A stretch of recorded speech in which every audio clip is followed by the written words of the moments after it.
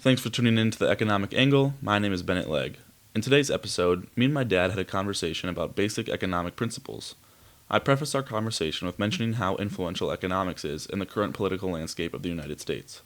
The conversation aims to determine how much the common man truly knows about economic principles, and although we don't really get into a lot of the hard-hitting topics especially relevant to current events, we discuss basic economic ideas, just to test the common man's general understanding of economics as a whole. Let's dive right in. With economics at the forefront of today's political landscape, I think it's important to understand how much the common man truly understands about economics. So here with me today is my dad, Matthew Legg, sort of a common man from a standpoint of economics. Thanks for coming on. You're welcome. I'm excited to be here, Bennett. All right, so how would you describe your sort of economic knowledge?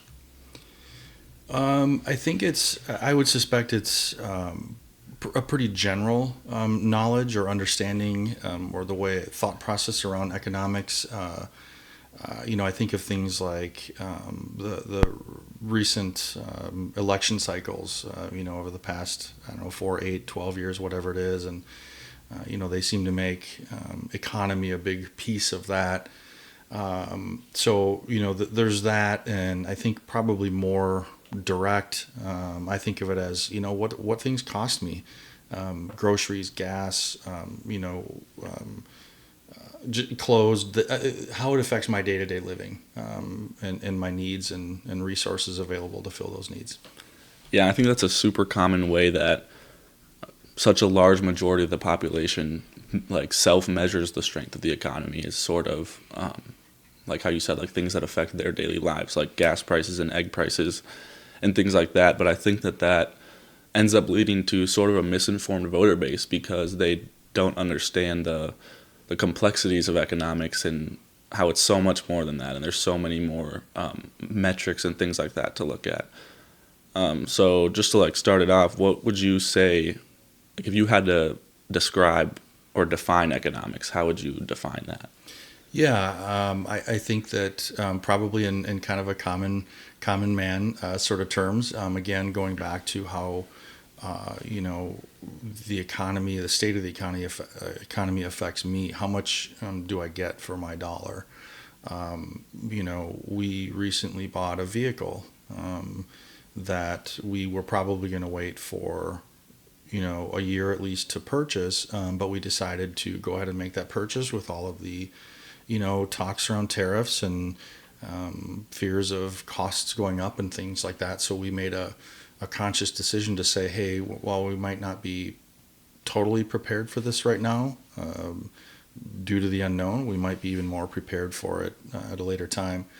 We go to Costco to get our gas because we know it's a little cheaper there because of their membership or whatever. So again, it really just goes back to the things, sort of the day-to-day things that that we need to fulfill our needs. I guess the other thing too, your mom, my wife, and I talk a lot about where we want to put our savings accounts, and I think the economy probably plays a role in interest rates and things like that. So I think that those are that kind of covers the majority of the thought cycles that I put into the economy. Yeah, and I think you're clearly that's a pretty good understanding of what economics actually is, especially the thing with the car. So the technical definition is economics is the study of how individuals, firms, and governments satisfy their unlimited wants and needs with their limited resources. And I think you kind of hit it on the nose with the car thing. You had the want of a car, and you were looking at how you wanted to satisfy that want with the limited resources being money. And time in this case, because you probably had a general idea that it was only a limited amount of time until sort of the prices of things could have risen due to a lot of the tariffs and talks of those things that are going on. Definitely. So I think you kind of hit it on the nose with that one. And that kind of plays into probably the biggest economic principle that people talk about, which is scarcity. If you had to put a definition of that, how would you describe that? When I hear the term scarcity, I think of things like a resource that well, it's scarce, right? But I also kind of put into that like a resource that's in high demand, that has low supply. I would kind of consider that as scarcity. Yeah. Yeah. It's again pretty. You're pretty close there.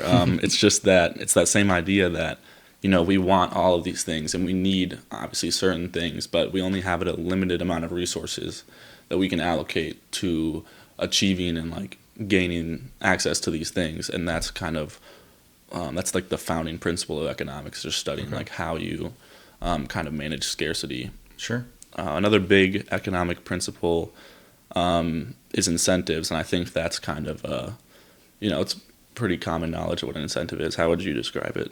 Yeah, I'll go back to the vehicle purchase example that we had before. We had options between, financing options, and one of them was if we financed it for 3 years, we got a much lower interest rate than if we did it for 4 or 5 or 6 years. So we chose the incentive in that case, paying a little bit more up front, but knowing that the overall cost of it would be lower in the long run for us. Yeah, exactly.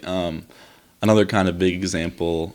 Here, I'll just give the exact definition. It includes incentives include reasoning for why people choose to do things they do.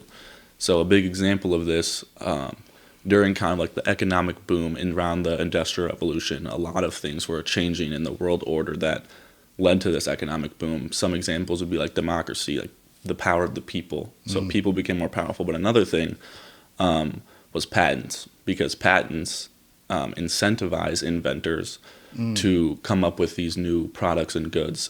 Basically, they incentivize innovation because they say, if you create this thing and it's your idea, you can sell it to make a profit and other people can't. Because if there was no patents, other people could sell it and the inventor would make so much less money off of it that it's almost like a waste of time to even try to innovate. And so patents are a great example of incentives because they incentivize innovation, and that's kind of what pushed a lot of that industrial revolution during that time, like the innovation during that time. That's interesting, and probably a good example of why I, am kind of considered the common man. And that is, I would never have put that together, but hearing it out loud, it makes a lot of sense. Yeah, yeah.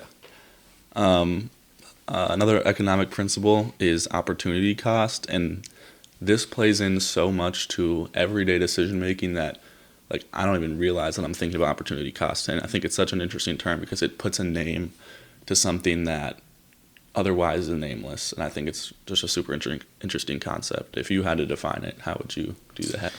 So I've thought about this a lot, and you and I have had conversations in the past about this a lot as well. And to me, it's abstract enough that I can't really put my finger on it.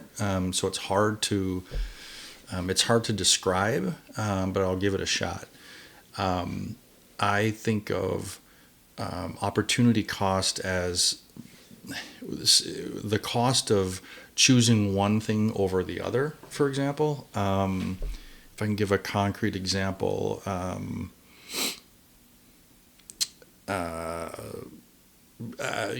maybe I'll try to use the vehicle analogy again. We purchased this vehicle, this specific vehicle from this specific dealership for very specific reasons. And by doing so, we may have, we did our research, but we may have lost out on an opportunity for a similar vehicle or, slightly different, maybe less bells or whistles in order to save a little bit of money. That's probably the best way I can describe it at the moment. Yeah, I mean, that was perfect. It describes the value you would receive from choosing the next best alternative in a given situation. So I think you hit that right on the nose. Okay. So a relevant example for me right now, given that I'm in school, would be, let's say on a Thursday night, I had a test on Friday, and all my friends are going out bowling or doing something like that. And so I say, well, here, I can either study for my test tomorrow, or I can go hang out with my friends. And if I go hang out with my friends, the opportunity cost would be that I would lose out on studying time, and it could impact my grade on the test tomorrow and in the class overall. But if I choose to study, then I would lose some valuable time with my friends. And so that's kind of like, there's always opportunity cost to everything. It's just about weighing what decision has the least opportunity cost. And given me, I probably would stay in and study because my grades are pretty important to me. If I could interject here, but what's really cool about that example from my perspective is it had nothing to do with money.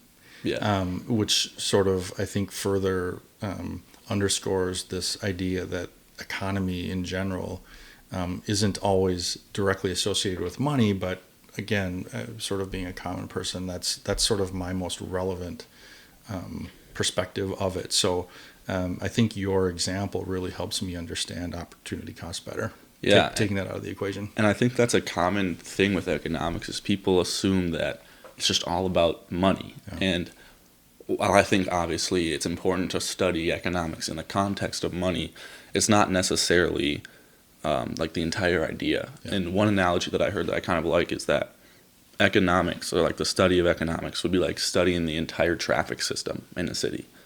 And money would be like the cars that drive in the traffic system. So basically, money is what drives the economy. And I think that's kind of a misconception because you can apply so many economics principles to things other than money. Right. And I think that's a very valuable thing to understand in terms of economics. Agreed. Okay, so for the next principle, I have trade-offs, and this is it's sort of similar to opportunity cost in a way. How would you define trade-off?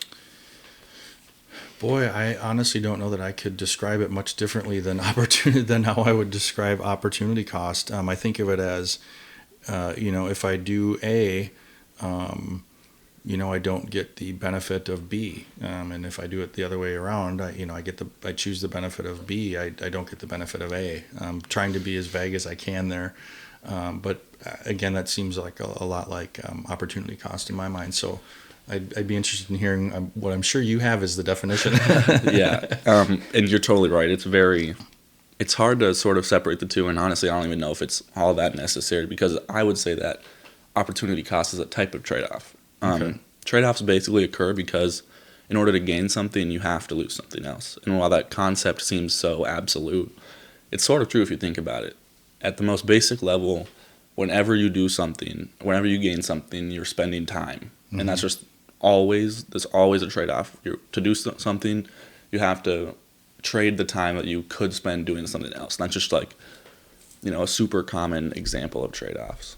And of course, time being probably one of our most precious limited resources, Yeah, right? Exactly. So trade-offs are sort of driven by that idea of scarcity and that there's limited resources. So to use them doing one thing, you can't use them doing another thing, which again is very similar to opportunity cost. Makes sense. So like I said, economics is super important in a day-to-day life, even if we realize it or not. Do you have any, you've already given some already, obviously, but on a more general term, how would you say that people use economics to influence their daily decision-making? I have to think that a lot of people sort of view it the same way I do, because I feel like, and again, I'm pulling money into this, but I feel like it's just it's something that I feel most people have to do, is sort of figure out the best ways to spend their money and get the most out of it. So, I think if people were to dig deeper, they'd find multiple, maybe an infinite number of ways that the economy can apply to their lives. But, being that time and money are kind of, like I said earlier, sort of our two most precious resources, I think that I would assume that most people think of it very similar to how I do. Yeah. In that regard. 100%. And I like what you said about getting the most out of your money. And I'd like to put another term on that idea, which is that of utility. It's basically this thing. It's very vague, but it measures how much happiness you get from consuming a certain good or service or using a service. So if you think about it, just the most basic example that I feel like every economics class uses would be pizza. So when you eat your first slice of pizza, you gain 10 utility. It's kind of a number that you have to define yourself. Sure. And it's just in relation to other things. But the number part is difficult. But basically, let's say you gain utility when you eat a slice of pizza. and the next slice of pizza, you will gain more utility as well, but maybe not as much because the first one was just like, well, it's the first slice of pizza. It's Yeah. the best one. And Yeah. the third slice of pizza, probably the same. You still gain some, it's probably a lot less. And this kind of ties into another economics principle, which I'm not going to go in super in depth with, but it's called the law of diminishing marginal utility. It basically says that like when you eat more and more pizza or some good, you actually like the amount of utility you gain decreases, even if your utility is still increasing.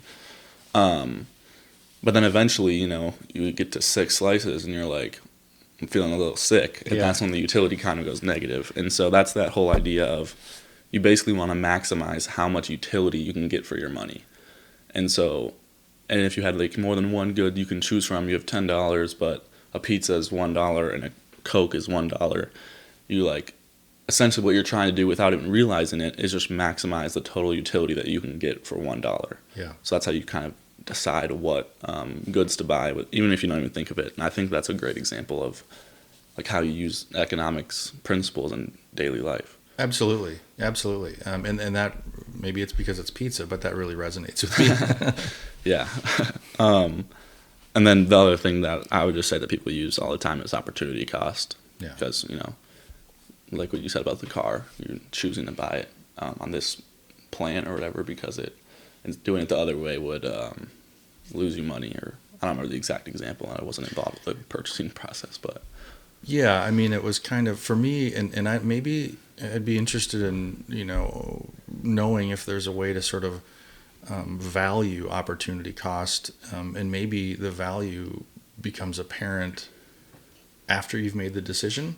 And the reason I'm kind of going down this path is because our choice was because we thought that there was enough of a likelihood that this same vehicle in a year or 2 years might be more expensive, not just from like a cost of living standpoint, but due to tariffs or unforeseen things like that. But we won't know that until until a year or 2 years. So whether it was a good decision or not, we made it, and we did try to account for what we knew about it. But it'd be interesting to know if there's a sort of way to measure that. Yeah. And I think, first of all, I think that it probably was the right choice given the current state of, global trade and things like that and supply chains. But I think you kind of hit on a really interesting, in my opinion, really interesting economics topic, which is the difference between accounting profit and economic profit. So I don't know, I can't tie it exactly into what you said, but you kind of hinted at it, which was like measuring opportunity cost. Yep. And that kind of is what the difference is. So economic profit takes into account opportunity cost. So if you think about how much profit you can make from starting a business, accounting profit is of course just total revenue minus total cost. It's how much you made versus how much you spent. Yep. And that's accounting profit. And most people I think can understand that. But what's a little harder to quantify is economic profit. So let's say you quit your job to start a business. Economic profit will take into account the money that you could have made at your old job. And so it's total revenue minus total cost minus opportunity cost. And I think that's kind of like you talk about quantifying opportunity cost.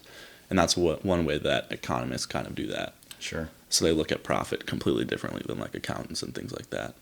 And that makes a lot of sense, and probably something that, again, you say it out loud and it makes a lot of sense, but I don't know that, I would have ever come to that conclusion or thought about it in depth enough to see it from that, add that piece of the puzzle into it as well. Yeah, that's kind of one of the things that, probably people who haven't taken an economics class or things like that might not just come to that conclusion on their own. Sure. So I think it's kind of important to talk about that kind of stuff. For sure. Just kind of switching gears here. In today's political landscape, there's so many buzzwords that are just thrown around, and I don't really know if people fully understand what they mean when they do that. So as our common man on the show today, I just kind of want to, get your take on a couple of these buzzwords. Sure. So first of all, arguably the biggest one, inflation. So when you hear the word inflation, what comes to your mind? I think immediately from like I was going to say functional standpoint, but like a day-to-day standpoint, it's the rising costs of goods and services. I also think that there's an aspect, and this is kind of how I try to think of it, is sort of the devaluation of the dollar. The resource that we have to acquire, the limited resource that we have to acquire goods and services in most cases, just doesn't buy you. It doesn't get you as much as it used to. That's kind of how I think of it, inflation. I feel kind of unfair calling you a common man in economics now because that was, again, right on the nose. It's essentially just when the general prices of goods and services rise, and it results in a decrease in the purchasing power of a currency. So you hit it right on the nose. Basically, you can buy less for the same amount of money. Yeah. Yeah. Okay, so kind of related to this idea of buzzwords, I just want to see if you would agree or disagree with a few of these claims that I have written down. Okay. So the first one is pretty related to inflation. Printing more money makes everyone richer. I think that is false because I feel like that is a prime example of how to devalue the dollar because there's more of it. Absolutely. Increasing the supply of money just makes the money less valuable overall because it causes prices to rise. People see, oh, there's all this extra money, let's raise our prices because people can afford it now. And so it ends up being in a way so that you can buy less with the same amount of money than you would have been able to. Yeah. Next one, this is, again, another buzzword, trade deficits. So the claim is trade deficits are always a bad thing and are directly related to unfair trade. I am going to punt on that one and say I don't know the effect on trade deficits. I can, and maybe I'll try to redeem myself a little bit here by offering a definition of what I think a trade deficit is, and I would assume that just means that one side of the trading partner benefits less than the other. Yeah, and I think that's it's right and wrong, and Okay. I'll kind of get into that. Of course, trade deficit, somebody has less. That's what the word deficit implies. Yeah. But the fact is that as long as trade is voluntary, people trade based on their individual perceived value of a good. And so I kind of have an example of this. First, it doesn't necessarily mean that unfair trade is happening. Like I said, if trade is voluntary, people are choosing to trade. It's not necessarily unfair. But an example of this would be like, let's say there's two neighbors and they want to trade produce from their gardens. Okay. The first neighbor just loves tomatoes, but he doesn't have any in his garden. So he goes to his neighbor who does grow them and who typically sells them for $1. The first neighbor loves tomatoes so much that he is willing to pay $1.50 for each tomato to ensure that he actually receives them and his other neighbor doesn't go and sell them to somebody else. Okay. And so he gives his neighbor $3 for 2 tomatoes. The second neighbor in this case technically is at a trade surplus of $1 because he gained an extra $1 of what he views as value. Makes sense. And the first neighbor is at a trade deficit of $1. But because the first neighbor values tomatoes at $1.50, he's not any worse off than before he bought the tomatoes because that's what he views them as. Yeah. And so I think that's kind of important to understand because, like, you trade, like I said at the beginning, on your own perceived value of a good. So if it's voluntary, every party is willing to make the trade happen.